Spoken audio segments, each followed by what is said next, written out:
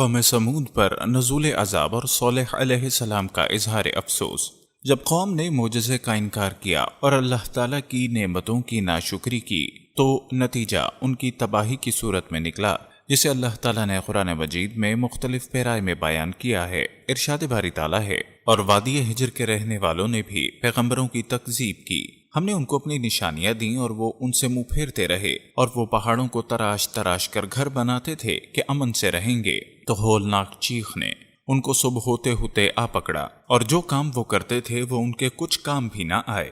سورہ الحجر آیت نمبر 80 سے 84۔ ارشاد فرمایا، اور ہم نے نشانیاں بھیجنی اس لیے موقوف کر دیں کہ اگلے لوگوں نے اس کی تکذیب کی تھی، اور ہم نے سمود کو اونٹنی نشانی دی تو انہوں نے اس پر ظلم کیا، اور ہم تو ڈرانے کے لیے ہی نشانیاں بھیجا کرتے ہیں۔ سورہ بنی اسرائیل آیت نمبر 59۔ مزید ارشاد باری تعالیٰ ہے، اے میری قوم، یہ اللہ کی اونٹنی تمہارے لیے ایک نشانی ہے، لہٰذا اس کو چھوڑ دو کہ اللہ کی زمین میں جہاں چاہے چرے، اور اس کو کسی طرح کی تکلیف نہ دینا، ورنہ تمہیں جلد عذاب آ پکڑے گا۔ مگر انہوں نے اس کی کونچیں کاٹ ڈالیں تو صالح نے کہا کہ اپنے گھروں میں 3 دن اور فائدہ اٹھا لو، یہ عذاب کا وعدہ ہے کہ جھوٹا نہ ہوگا۔ سو جب ہمارا حکم آ گیا تو ہم نے صالح اور جو لوگ ان کے ساتھ ایمان لائے تھے ان کو اپنی مہربانی سے بچا لیا اور اس دن کی رسوائی سے محفوظ رکھا۔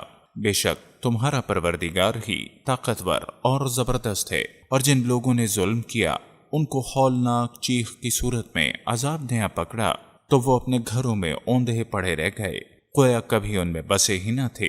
سن رکھو کہ سمود نے اپنے پروردگار سے کفر کیا، اور سن رکھو کہ سمود پر پھٹکار ہے۔ سورہ ہود آیت نمبر 64 سے 68۔ سورہ قمر میں ان کے عذاب کا تذکرہ اس طرح کیا گیا ہے۔ ارشاد باری تعالیٰ ہے، سو دیکھ لو کہ میرا عذاب اور ڈرانا کیسا ہے۔ ہم نے ان پر عذاب کے لیے ایک ہولناک چیخ بھیجی تو وہ ایسے ہو گئے جیسے باڑ والے کی سوکھی اور ٹوٹی ہوئی باڑ، اور ہم نے قرآن کو سمجھنے کے لیے آسان کر دیا ہے، تو کوئی ہے کہ سوچے اور سمجھے۔ سورہ القمر آیت نمبر 31 اور 30۔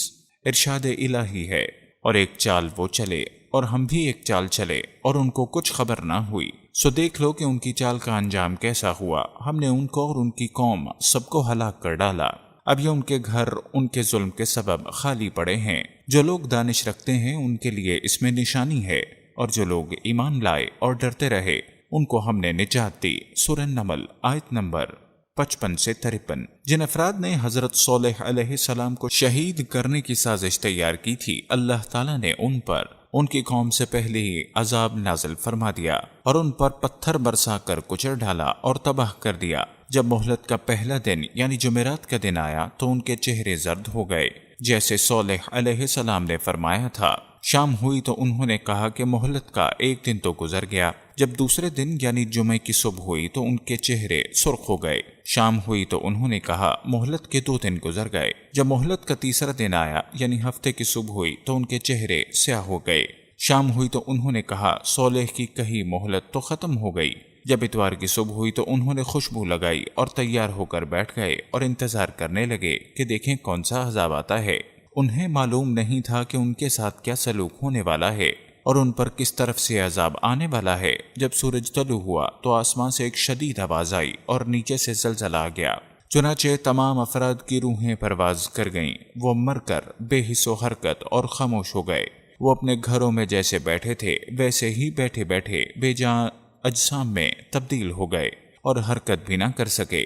ان میں سے صرف ایک لونڈی زندہ بچ گئی جو چلنے پھرنے سے معذور تھی۔ اس کا نام قلبہ بنت سلق تھا اور اسے زرعہ بھی کہتے تھے۔ وہ پکی کافرہ تھی اور صالح کی سخت دشمن تھی۔ جب اس نے عذاب دیکھا تو اسے چلنے کی طاقت مل گئی، چنانچہ وہ انتہائی تیزی سے بھاگی، حتیٰ کہ عربوں کے ایک قبیلے کے پاس جا پہنچی۔ اس نے تمام چشمدید واقعہ سنایا اور قوم پر آنے والے عذاب کی خبر دی، پھر پانی مانگا۔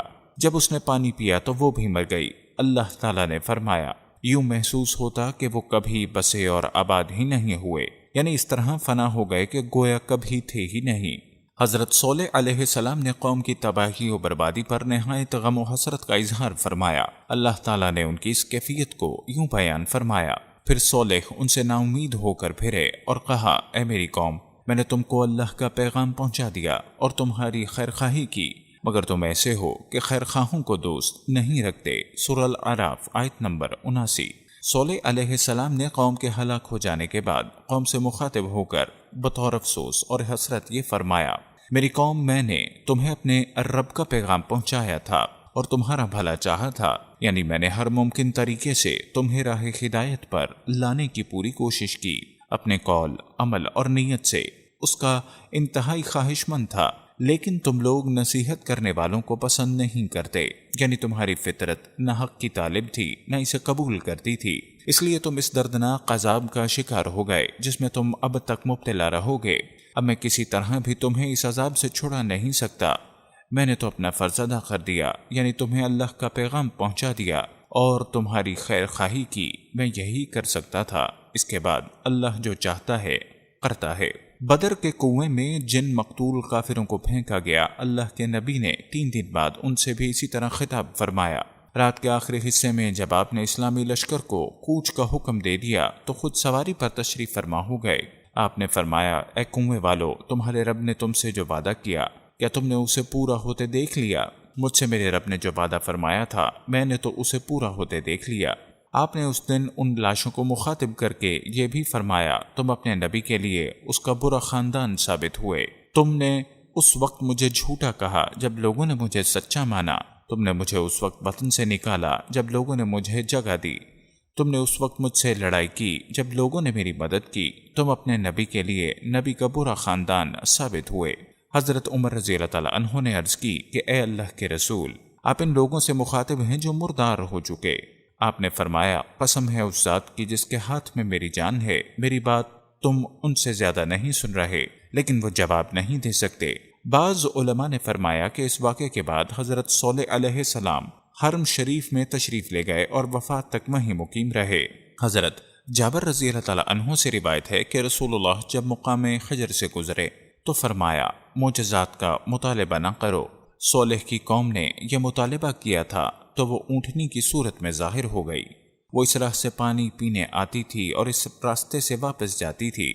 انہوں نے اپنے رب کا حکم نہ مانتے ہوئے سرکشی کی اور اس کی کونچیں کاٹ ڈالیں۔ ایک دن وہ پانی پیتی تھی اور دوسرے دن وہ اس کا دودھ پیتے تھے۔ جب انہوں نے اسے مار ڈالا تو ان پر ایسی سخت چیخ کا عذاب آیا جس سے تمام لوگ ہلاک ہو گئے، صرف ایک آدمی بچا جو اس وقت حرم کی سرزمین میں تھا۔ صحابہ نے عرض کی، اللہ کے رسول وہ کون تھا؟ فرمایا، وہ ابو رغال تھا۔ جب وہ حرم کی حدود سے نکلا تو وہ بھی اسی عذاب کی لپیٹ میں آ گیا جو اس کی قوم پر آیا تھا۔